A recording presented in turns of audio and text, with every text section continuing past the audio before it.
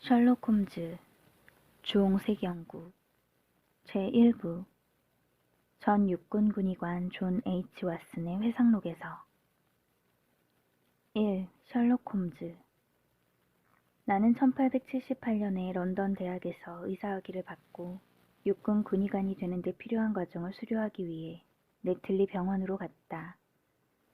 그곳의 과정을 마친 후 나는 노썸버랜드 퓨질리어 제5연대의 외과 군의관 조수로 배속됐다. 그 무렵 제5연대는 인도에 있었고 내가 부대에 부임하기도 전에 제2차 아프가니스탄 전쟁이 발발하였다. 나는 봄베이에 도착해서 우리 부대가 산지 통로를 통과하여 이미 적진 깊숙이 들어갔다는 것을 알게 되었다. 나는 우리와 같은 처지가 된 많은 장교들과 함께 부대로 향했고 칸다하르에 무사히 도착하여 부대를 찾은 다음 즉시 새 임무를 수행하기 시작했다. 그 전쟁은 많은 사람들에게 명예와 진급을 안겨주었지만 내게는 불행과 재난만 갖고 왔다. 나는 제5연대에서 버크셔 부대로 전속되어 처절한 마이완드 전투에 참전했다. 그 전투에서 나는 지자일 탄환의 어깨를 맞아 어깨뼈가 부서졌고 탄환은 쇄골 아래의 혈관을 스치고 지나갔다. 충성스러운 머레이 당번병이 용감하게 나를 말에 태워 영국군 전선으로 안전하게 데리고 오지 않았더라면 나는 잔인한 이슬람 군인들에게 잡혔을 것이다. 부상을 입은 데다 오랫동안 고생하여 쇠약해진 나는 많은 부상병들과 함께 페샤와르에 있는 기지 병원으로 후송되었다. 나는 그곳에서 건강이 조금 회복되어 병동 복도를 걷거나 베란다에서 햇볕을 쬐을 수 있을 정도가 되었다. 그때 나는 저주스러운 인도인들의 병인 장티푸스에 걸렸다. 몇 달 동안 나의 생명은 도저히 회복될 가능성이 없는 것 같았다. 드디어 내가 정신을 차리고 회복기에 들었을 때 내 몸은 너무나 쇠약하고 여위어서 군 의료위원회는 나를 하루라도 빨리 잉글랜드로 보내야 한다는 결정을 내렸다. 그에 따라 나는 군인 수송선 오론테스호를 타게 되었고 한 달 후에는 포츠머스 부두에 내리게 되었다. 내 몸은 회복할 수 없을 정도로 망가진 상태였기 때문에 정부는 앞으로 9개월 동안 쉬면서 몸을 회복시키라는 명령을 내렸다. 나는 잉글랜드에 친척이나 친구라고는 아무도 없어서 바람처럼 자유롭게 지낼 수 있었다. 아니, 하루 수입 11실링 6펜스가 허락하는 범위에서 자유로웠다. 그런 상황이다 보니 나는 자연히 나라의 모든 빈둥거리는 놈들과 놈팡이들이 모여드는 오물 구덩이 같은 런던으로 이끌리게 되었다. 나는 런던의 스트랜드가에 있는 개인 호텔에서 갖고 있는 돈을 헤프게 쓰며 쓸쓸하고 무의미한 삶을 보냈다. 그러나 주머니가 바닥을 드러난 뒤에는 런던을 떠나 시골에 가서 살던가 생활 방식을 완전히 바꿔야 한다는 사실을 깨달았다. 나는 생활 방식을 바꾸기로 결정하고 당장 호텔을 떠나 좀 더 검소한 생활을 위해 값싼 집을 구하기로 마음먹었다. 이런 결정을 내린 바로 그날 크리테리온 술집 앞에 서 있는데 누군가 내 어깨를 툭 쳤다. 몸을 돌리니 세인트 바솔로뮤 병원에서 나의 주수술 조수로 일했던 스탠포드가 있었다. 런던이라는 거대한 황무지에서 아는 얼굴을 만난다는 것은 쓸쓸한 사람에게는 더없이 반가운 일이었다. 스탠포드가 나와 특별히 친한 사이는 아니었지만 지금 나는 그를 아주 반갑게 맞았고 그도 나를 만난 것이 반가운 것 같았다. 나는 너무나 반가워서 그에게 홀본 식당에서 점심을 하자고 권했고 우리는 이륜 마차를 타고 식당으로 향했다. 왓슨 씨, 그동안 어떻게 지내셨습니까? 마차가 복잡한 런던 거리를 덜컹거리며 지날 때 그는 궁금해하는 표정을 숨김없이 드러내며 물었다. 몸은 빼빼 마르고 피부는 호두빛으로 타셨습니다. 스탠포드의 물음에 나는 그동안의 모험담을 간략하게 말했는데 내 이야기가 끝나기도 전에 우리는 목적지에 도착했다. 저런 고생을 많이 하셨군요. 내 불운한 이야기를 듣고 그는 안 됐다는 투로 또 물었다. 그래, 지금은 뭘 하고 계십니까? 하숙을 구하고 있네. 적당한 하숙비로 편안한 방을 구할 수 있을지 고민하는 중이야. 거참 이상한 일이군요. 오늘 이런 말을 하는 건 왓슨 씨가 두 번째입니다. 그래? 첫 번째 사람은 누군데? 내가 물었다. 병원의 화학연구실에서 일하는 사람입니다. 그는 좋은 방을 하나 구해놨지만 자기가 혼자 쓰기에는 너무 비싸서 누구와 같이 살고 싶은데 그럴 사람이 없다고 투덜대더군요. 그거 잘 됐군. 그 사람이 정말로 방을 같이 쓰고 비용을 같이 낼 사람을 찾고 있다면 내가 바로 적임자야. 나도 혼자 있기보단 누구와 같이 방을 쓰길 원하거든. 스탠포드는 자기 술잔 너머로 나를 이상한 눈빛으로 바라보았다. 왓슨 씨가 아직 셜록 홈즈를 몰라서 그러십니다. 어쩌면 그를 계속 같이 있을 동거인으로 원하지 않을지도 모릅니다. 아니, 그 친구한테 어디 나쁜 데라도 있나? 아, 나쁜 데가 있다는 게 아닙니다. 어떤 과학 분야에는 대단히 열성적인 사람이지만 한편으론 이상한 생각들을 갖고 있습니다. 그러나 내가 아는 한 그는 좋은 사람입니다. 의학도인 모양이지? 내가 물었다. 아닙니다. 그가 앞으로 무엇을 하려는지 모르겠어요. 내가 알기론 그는 해부학에 상당한 지식을 갖고 있고 훌륭한 화학자입니다. 하지만 그는 한 번도 체계적인 의학 공부를 한 적이 없어요. 그의 연구들은 대단히 산만하고 별나지만 그는 그의 교수들도 놀랄 만한 많은 지식들을 갖고 있습니다. 앞으로 무슨 일을 할 작정이냐고 그에게 물어보지 않았어? 아니요. 그는 속마음을 쉽게 털어놓지 않는 사람입니다. 하지만 마음이 내키면 대화를 잘하지요. 그를 만나고 싶네. 내가 누구와 같이 지낸다면 상대방이 면학적이고 조용한 습관을 가진 사람이길 바래. 나는 아직도 시끄럽거나 흥분되는 일을 감당할 만큼 몸이 회복되지 않았거든. 시끄럽거나 흥분되는 일들은 내 남은 일생 동안 경험할 전부를 이미 아프가니스탄에서 경험했어. 자네 친구란 사람을 어떻게 만날 수 있지? 지금 틀림없이 연구실에 있을 겁니다. 그 사람은 몇 주일 동안 그곳에 얼굴을 나타내지 않던가, 아침부터 밤까지 그곳에서 일하던가 해요. 좋으시다면 점심 식사 후에 같이 마차를 타고 그곳에 가보시죠. 좋아. 나는 대답했고 우리 대화는 다른 방향으로 흘렀다. 홀본 식당을 떠나 병원으로 가는 동안 스탠포드는 내가 하숙을 같이 하기로 한 사람에 대해 몇 가지 더 설명했다. 그와 사이가 나빠지더라도 나를 비난하지 마십시오. 그에 대해서는 실험실에서 가끔 만나는 게 전부입니다. 이건 왓슨 씨가 만나자고 해서 만나는 것이니 내게 책임을 지우지는 마십시오. 우리가 같이 지내기 힘들면 헤어지기는 쉬워. 나는 스탠포드를 보며 덧붙였다. 내가 보기에 자네가 이 일에서 손을 떼려 하는 데는 무슨 이유가 있다고 생각되네. 그 친구의 성질이 사나운가 뭔가? 솔직히 얘기해봐. 말로 설명할 수 없는 것을 설명하기는 힘들군요. 그는 웃으며 대답했다. 셜록 홈즈는 내가 보기에는 너무 과학적인 사람입니다. 거의 냉혈한이라고 할 수 있지요. 예를 들면 그는 친구에게 새로 발견한 식물성 알칼로이드, 약간 투여할 그런 사람이니까요. 그것은 악의가 있어서가 아니라 그 독극물의 정확한 효능을 알기 위해서 그런 짓을 하는 것입니다.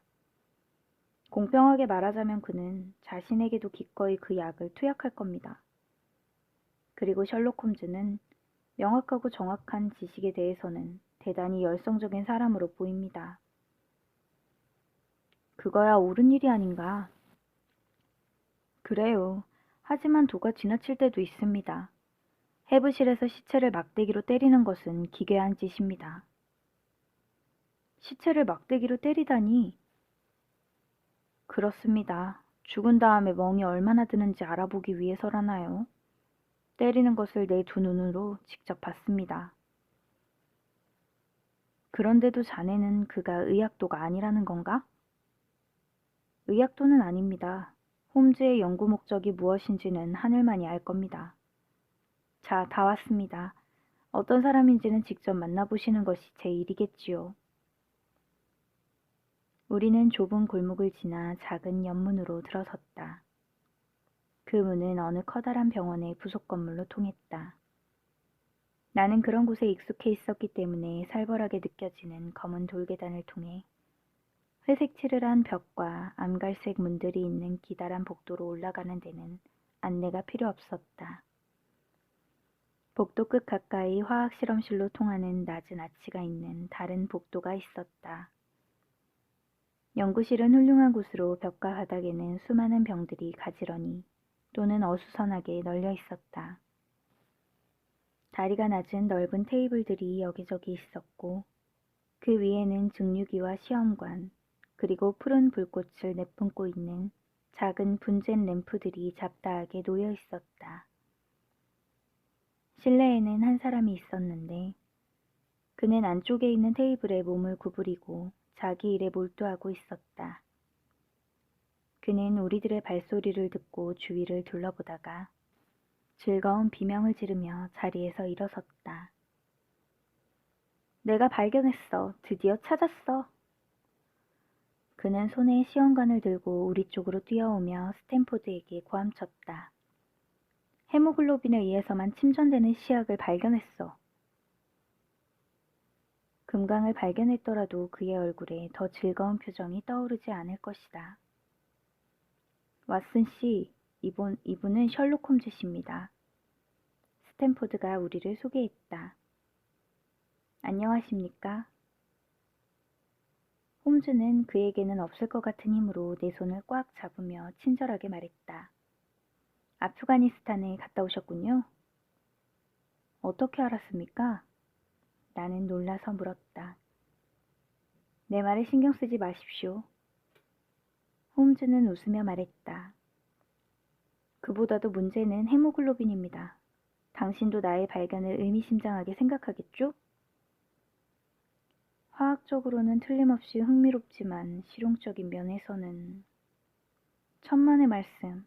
이것은 근래 들어 가장 실용적인 법의학적 발견입니다. 이것은 우리에게 절대적으로 확실한 혈액 흔적 시험 방법을 제공합니다. 자, 이리 와서 보세요. 그는 자기 말에 열중한 나머지 내 소매자락을 잡고 자기가 일하고 있던 테이블로 끌고 갔다. 신선한 피를 좀 구합시다. 그는 기다란 바늘로 자기 손가락을 찔러 피를 낸 다음 핏방울을 피펫에 넣었다.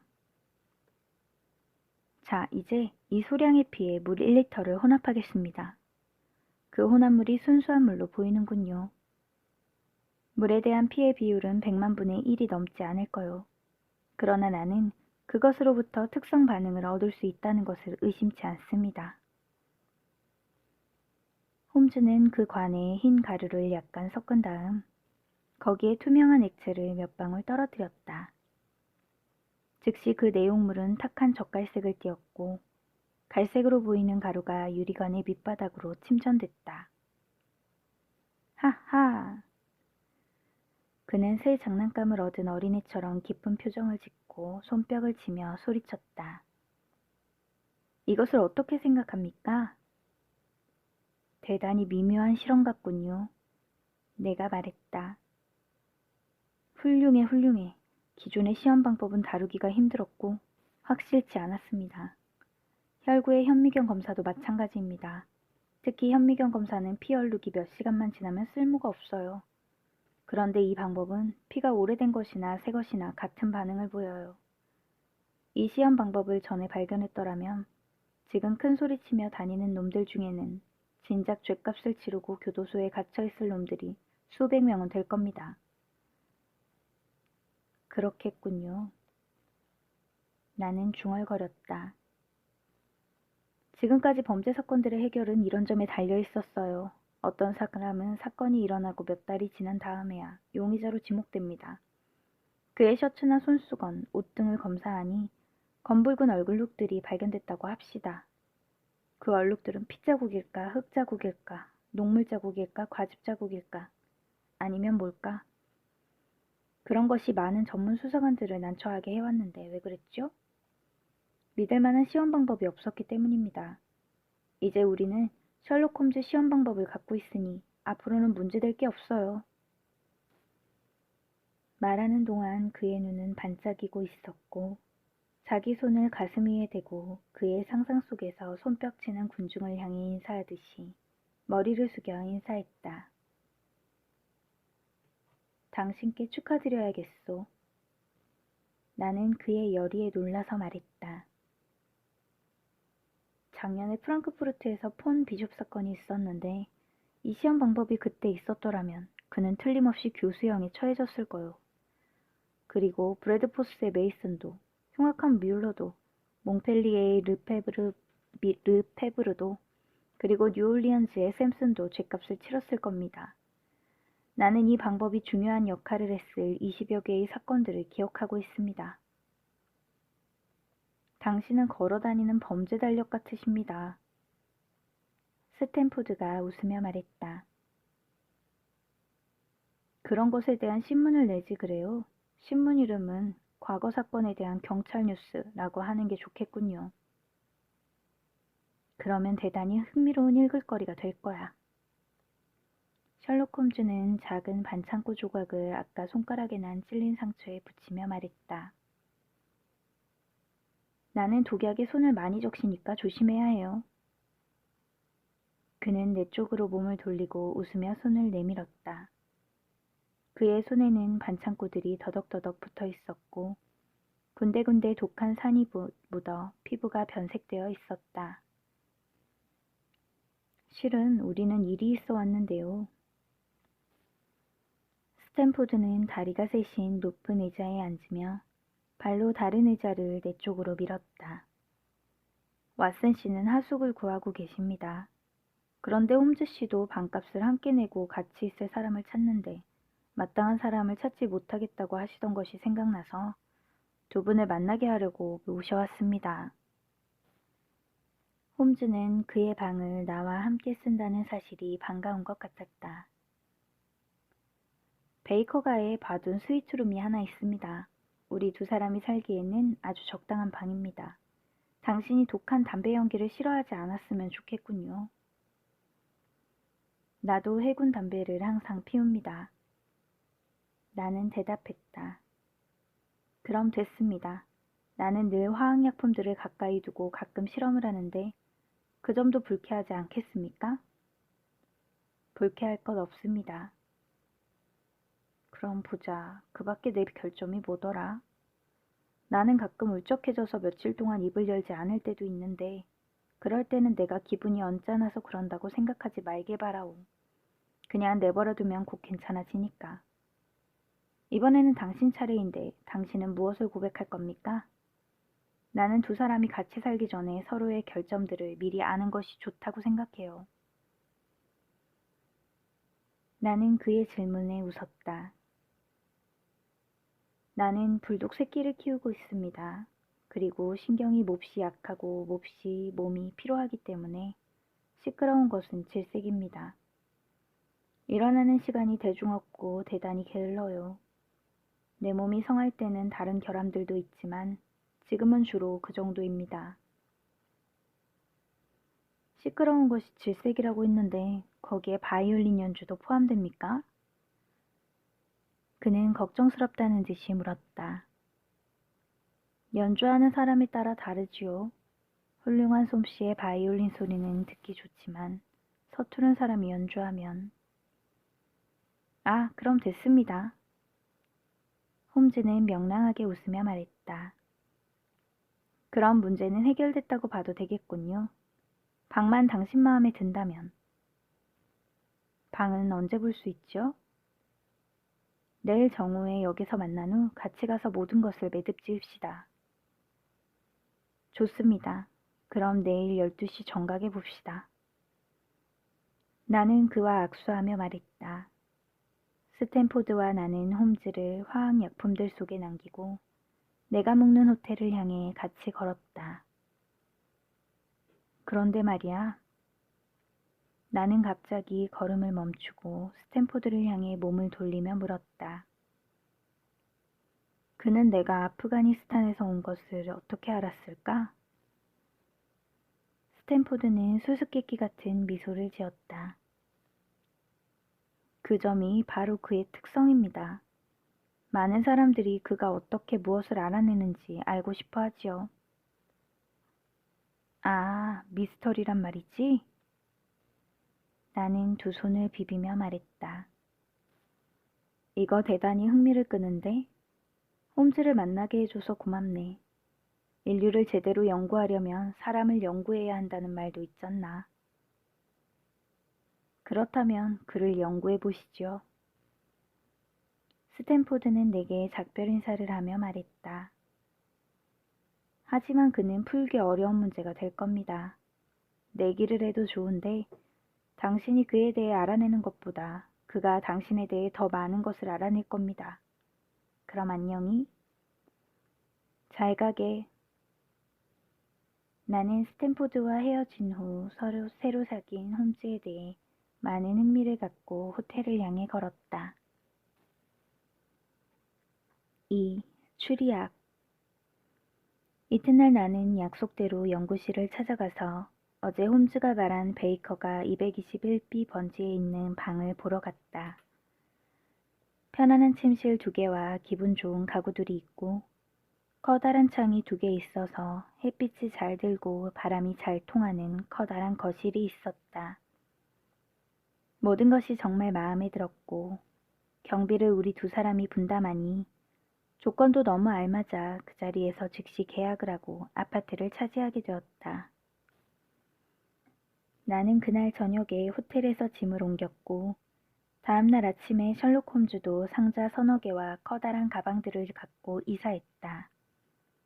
바쁘게 짐을 풀고 각자의 재산을 가장 유리하게 배치하는 데 이틀이 걸렸다.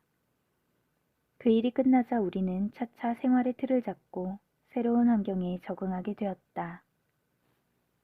홈즈는 같이 생활하기가 어려운 사람이 아니었다. 그는 조용했고 습관은 규칙적이었다. 그리고 밤 10시 이후에 일어나 있는 경우가 극히 드물었고 아침에는 항상 나보다 먼저 일어나 아침 식사를 하고 방을 나갔다. 어떤 때는 하루 종일 화학 실험실에서 보냈고 어떤 때는 해부실에서 보냈는데 가끔은 오랫동안 산책을 하기도 했다. 그럴 때는 도시의 가장 빈곤한 지역으로 산책하는 것 같았다. 그에게 일하고픈 변덕이 생기면 그 무엇도 그의 일에 대한 정력을 막을 수 없지만 가끔 무기력함이 엄습하면 며칠이고 계속해서 거실의 소파에 누운 채 아침부터 밤까지 한마디도 하지 않을 뿐만 아니라 근육 하나 까딱하지 않고 가만히 있었다. 그럴 때면 나는 그의 눈에서 꿈꾸는 듯한 공허한 표정을 읽고 그의 생활이 절제있고 깨끗하다는 것을 몰랐다면 그가 어떤 마약에 중독되지 않았나 의심했을 것이다. 날이 갈수록 그에 대한 흥미와 그의 인생의 목적에 대한 호기심은 점점 깊어졌다. 남의 모습에 관심이 없는 사람이라도 그의 행동에는 관심을 갖고 눈여겨볼 정도였다. 키는 6피트가 넘었지만 너무 말라서 6피트보다 더 커 보였다. 내가 말한 무기력한 때를 제외하고 그의 두 눈은 남을 꿰뚫어 보는 것 같이 날카로웠다. 홈즈의 가느다란 매부리 코는 그가 항상 경계하고 있고 결단력이 있는 사람처럼 보이게 했다. 그의 턱 역시 결단력 있는 사람임을 나타내는 듯이 돌출되어 있었고 각이 져 있었다. 두 손에는 항상 잉크와 얼룩, 화학약품이 묻어 있었으나 그는 대단히 섬세한 감각을 갖고 있었다. 그것은 홈즈가 그의 바이올린을 다루는 것을 가끔 봐서 알 수 있었다. 나는 이 친구에게 얼마나 많은 호기심이 쏠렸는지 모른다. 그리고 자기가 관계된 일에 대해서 한마디도 하지 않는 그의 입을 열게 하려고 내가 얼마나 노력했는지 모른다. 이렇게 말하면 독자는 내가 남의 일에 참견하지 못해 안달난 사람이라고 생각할지도 모른다. 하지만 그렇게 단정하기 전에 다시 한번 고려해 주기 바라는 것은 당시 나의 삶이 얼마나 목적이 없었고 주의력을 기울일 것이 없었나 하는 점이다. 날씨가 특별히 좋은 날이 아니면 건강 때문에 외출할 수 없었고 특별히 나를 찾아와 이 단조로운 생활에서 기분 전환을 시켜줄 친구도 없었다. 그런 상황에서 나는 그를 둘러싸고 있는 자질구레한 수수께끼라도 열심히 풀며 시간을 보내는 수밖에 없었던 것이다. 그는 의학 공부를 하는 것이 아니었다. 이 점에 대해서는 스탠포드에 생각이 옳았다는 것을 나는 홈즈에게 직접 들었다. 그렇다고 어떤 과학적인 학위를 따기 위해 노력한다던가 또는 다른 등용문을 돌파하기 위해 공부를 하는 것도 아니었다. 그러나 어떤 분야에 대한 연구에 대해서는 이상할 정도의 정열을 갖고 있었으며 기묘하게 한쪽으로 치우치기는 했으나 그의 지식이 너무도 해박해서 나는 깜짝 놀랐다. 어떤 확고한 목적도 없이 그토록 열심히 일하거나 그렇게 정확한 지식을 얻으려는 사람은 없을 것이다. 막연하게 독서하는 사람치고 책을 정확하게 읽는 사람은 거의 없다. 사람은 그럴 만한 좋은 이유가 없으면 사소한 문제로 자신을 괴롭히지 않는다. 그는 놀라울 정도로 유식하지만 동시에 한편으로는 대단히 무지했다. 내가 토마스 칼라일을 인용했더니 그는 순진하게 그가 누구이며 무엇을 했느냐고 물었다. 그건 그렇다 치고 우연한 일로 그가 지동설이며 태양계의 구조에 대해 전혀 몰랐다는 사실을 알았을 때 나의 놀라움은 정점에 달했다. 놀라는 것 같군. 그는 나의 표정을 보고 웃으며 말했다. 이제 그런 것에 대해서는 그만큼 알았으니 그것을 잊도록 노력하겠네. 잊도록 노력하다니. 이 사람아, 내 말을 들어보게나. 나는 사람의 뇌는 원래 작은 다락방 같아서 자기가 원하는 가구만 채워야 한다고 생각하네. 그런데 어리석은 사람은 여기에다 닥치는 대로 잡동사니까지 집어넣으니까 자기에게 유용한 지식은 밖으로 밀려 나가거나 잘해야 다른 것과 쥐섞여서 필요할 때는 꺼내기가 힘들지. 그러나 익숙한 일꾼은 자기의 작은 두뇌방에 물건을 들여놓는데 대단한 주의를 기울이지. 그는 자기가 일하는데 필요한 도구들만 집어넣어. 그러나 도구들이 너무 많아서 순서 바르게 차곡차곡 생겨 넣어야 해. 작은 두뇌방의 벽이 신축성이 있어서 무한정 들어갈 수 있다고 생각하는 것은 잘못이야. 새로운 지식을 넣을 때마다 방이 가득 차서 전에 알고 있던 지식이 빠져나갈 때가 꼭 올 거야. 그러므로 쓸데없는 지식이 유용한 지식을 밀어내지 않도록 하는 것이 가장 중요해. 하지만 태양계의 지식쯤은 그것이 내게 무슨 소용이지? 그는 조급하게 내 말을 가로막았다. 지구가 태양 주위를 돌고 있다고 하는데 비록 달 주위를 돌고 있다고 해도 나나 내가 하고 있는 일과는 아무 상관이 없어. 나는 당신이 하고 있는 일이 무엇이냐고 물으려고 했지만 어쩐지 그의 태도가 그 질문을 싫어할 것 같았다. 나는 우리가 가졌던 짧은 대화를 곰곰이 생각해보고 무언가 결론을 끌어내기로 했다. 홈즈는 그의 목적에 관계없는 지식은 습득하지 않는다고 했다. 그러므로 그가 갖고 있는 지식은 전부 그에게 유용한 것뿐이라는 얘기가 된다. 나는 마음속으로 그가 특별히 잘 알고 있는 항목들을 세어보았다. 그것을 연필로 종이에 적어보았다. 적어놓고 보니 나도 모르게 웃음이 떠올랐다.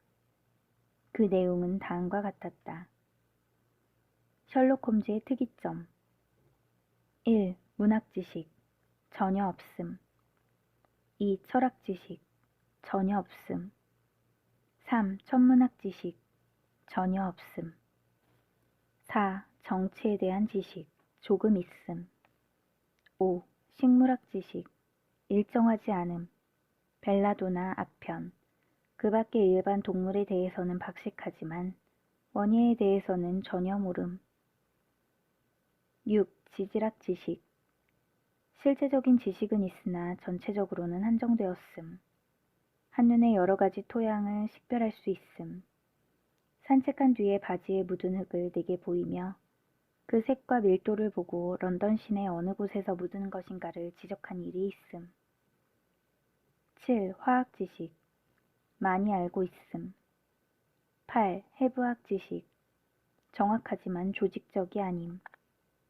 9. 범죄학 지식 해박함. 금세기에 일어난 범죄는 전부 자세히 아는 것 같음. 10. 바이올린을 능란하게 연주함. 11. 봉술, 권투 및 검술의 달인. 12. 영국 법률에 실질적인 지식이 많음. 여기까지 써나가다가 나는 실망하여 종이를 불 속에 던져 태웠다. 이따위 것을 적어서 그가 무엇을 하려는지, 왜 그런 재능이 필요한지 알아내려고 할 바에야 집어치우는 것이 좋겠어. 위의 표에서 그의 바이올린에 대한 재능을 지적한 것을 볼 수 있다. 그의 바이올린 연주 실력은 훌륭했으나 다른 그의 재능 못지않게 별났다. 나는 그가 일전에 나의 요청에 따라 맨델스존의 가곡이며 그 밖에 좋아하는 곡들을 연주해 준 것으로 보아 여러 가지 곡을, 특히 어려운 곡을 연주할 수 있다는 것을 알고 있었다. 그러나 그가 혼자 있을 때는 악보를 펴거나 음악을 연주하려는 일이 좀처럼 없었다.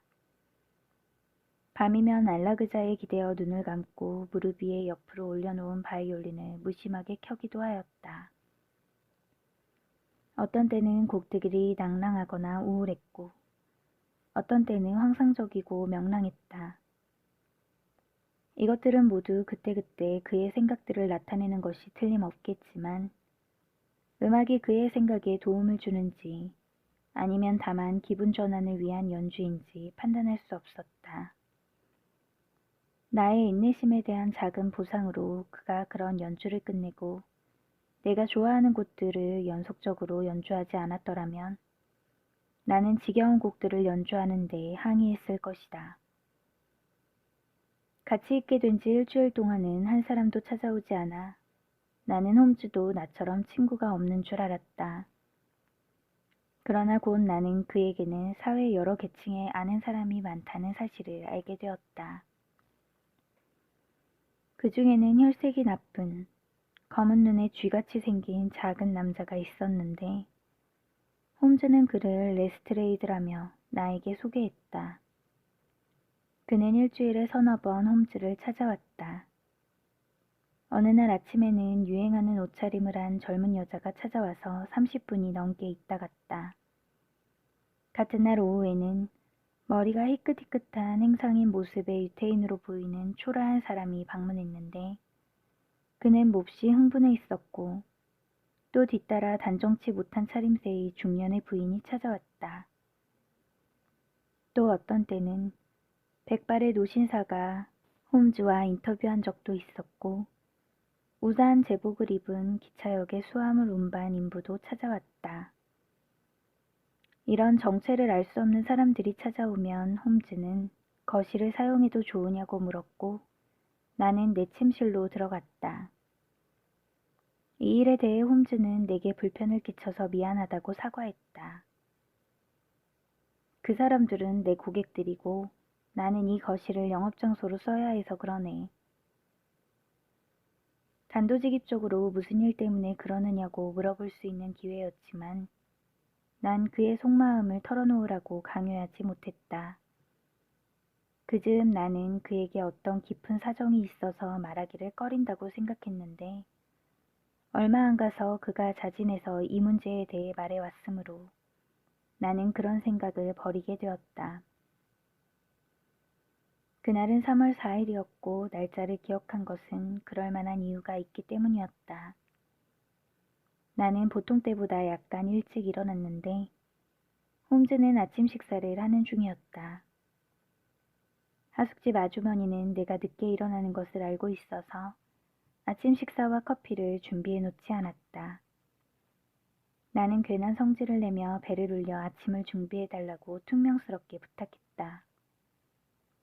그런 다음 테이블 위에 잡지를 집어들고 홈즈가 말없이 토스트를 씻고 있는 동안 잡지를 읽으면서 시간을 보내려고 마음먹었다.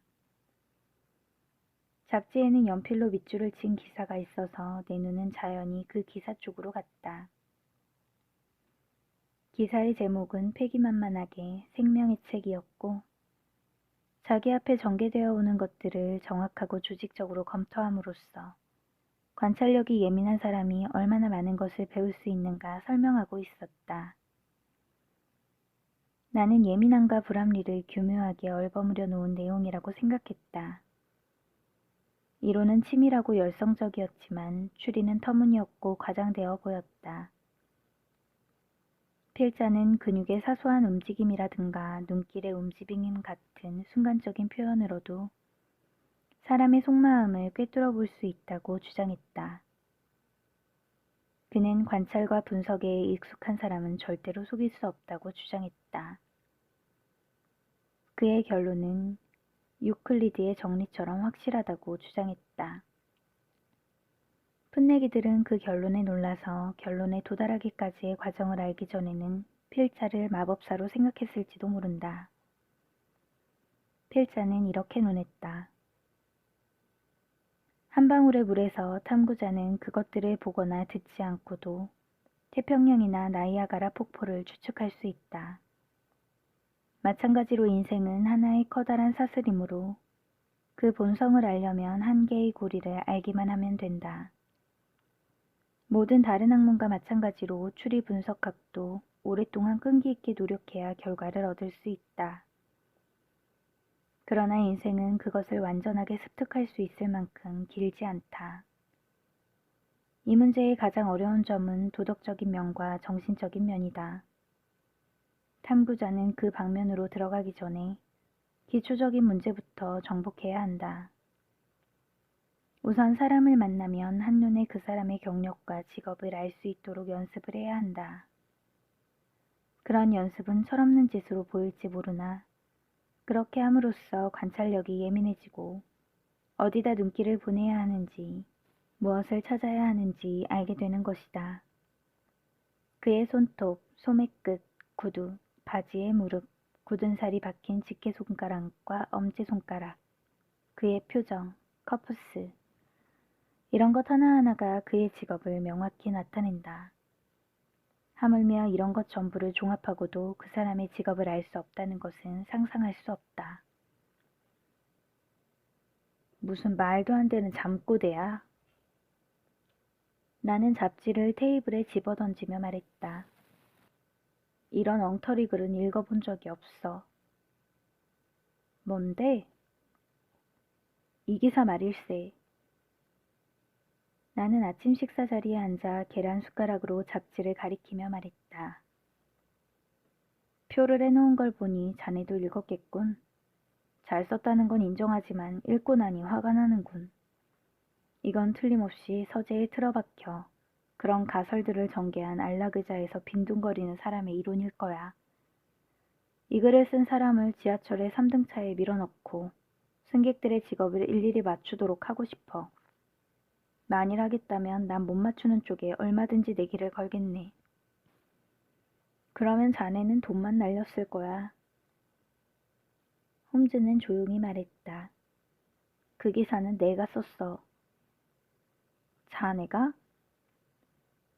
그래, 나는 관찰과 추리, 양쪽 모두의 소질이 있어. 자네는 터무니없다고 생각하지만 내가 여기 서술한 이론은 실제로는 대단히 실용적이야. 너무나 실용적이라 난 그것으로 먹고 살아. 아니, 어떡해? 나는 무의식 중에 물었다. 나는 독자적인 직업이 있어. 그런 직업을 가진 사람은 세상에 나 한 사람밖에는 없을 거야. 자네가 이해할 수 있을지 모르겠지만 나는 자문탐정이라네. 런던에는 형사들이나 사립탐정이 많이 있어. 그들은 실패하면 나를 찾아오지. 그럼 나는 그들이 올바른 실마리를 찾도록 도움을 주지. 그들이 모든 증거를 내게 제출하면 나는 내가 아는 범죄 역사의 지식을 이용해서 올바른 방향을 지적해주지. 범죄에는 아주 강한 유사성이 있어.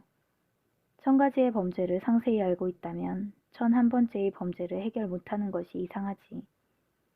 레스트레이드도 유명한 형사인데 요즘은 그가 수사하고 있는 위조 사건이 미궁에 빠져 이곳에 온 것이야. 그럼 다른 사람들은?